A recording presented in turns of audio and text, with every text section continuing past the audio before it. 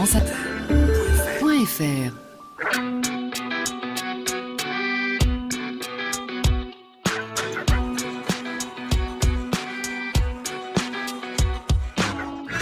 Bonjour et bienvenue au débat de midi. Nous aurions pu inviter cet artisan de Perpignan très perspicace qui fait le buzz depuis le début de l'été dans les médias et dans les réseaux sociaux puisqu'il a baptisé son entreprise Brad Pitt. Alors c'est un acronyme BRAD, c'est bricolage, rénovation, aménagement, décoration et Pitt, plomberie, intervention, tous travaux, c'est bien vu.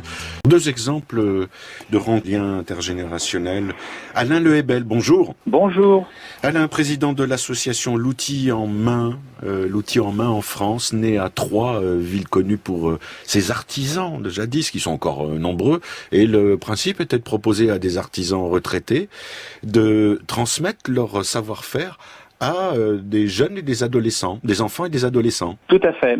L'outil en main, c'est la transmission des savoir-faire par des professionnels en retraite à des enfants qui ont à partir de 9 ans, on va dire, tout simplement. Oui. Et ça se passe dans des conditions réelles d'atelier. Et les bénéficiaires sont à la fois les enfants et les retraités. Mais complètement, par la relation intergénérationnelle que l'on a dans ce concept et qui s'y développe, c'est vraiment un fort vecteur de maintien du lien social qui manque bigrement aujourd'hui dans notre société. Vous voyez, et c'est l'occasion aussi, quand on est à la retraite, j'ai moi-même 64 ans, nous sommes des jeunes retraités, mais c'est maintenant qu'il faut préparer demain. Et bien, on continue à avoir des projets. On a l'impression, non pas que l'impression, on est vraiment utile pour la société aujourd'hui parce qu'on permet à des jeunes d'avoir une palette beaucoup plus large pour choisir leur orientation plus tard.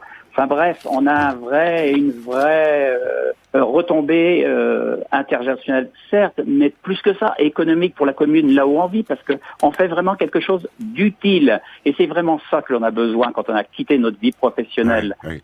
Souvent aussi, nos enfants sont éloignés de par leur vie professionnelle.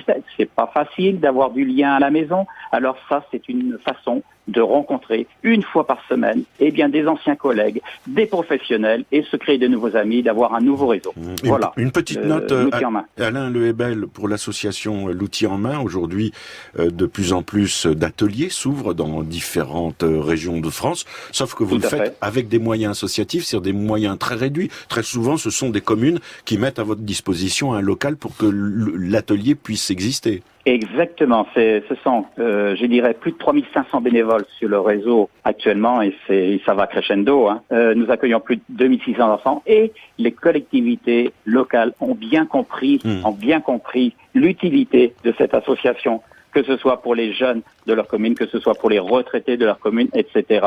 Et je vous dis, pour les retombées derrière, sociétale. Plus que de transmettre un métier, on aide aussi un artisan qui est obligé de rester jusqu'à 65 ans, 70 ans, parce qu'il ne trouve pas de repreneur à son entreprise. Oui. Et bien là, on éveille des enfants vers des métiers auxquels on n'aurait peut-être pas pensé. Merci pour votre témoignage, Alain Lehebel.